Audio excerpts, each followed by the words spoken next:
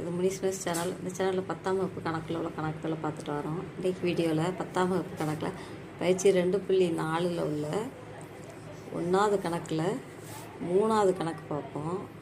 இது உங்கள் புக்கில் பக்கம் 56 இருக்குது.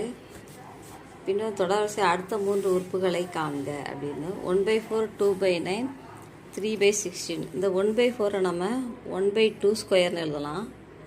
அடுத்து 2/9 2/3², 3/4², 16 3/4² எழுதலாம்.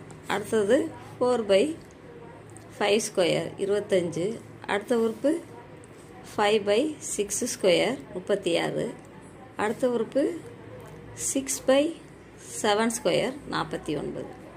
அடுத்த 3 உறுப்புகள் 4/25,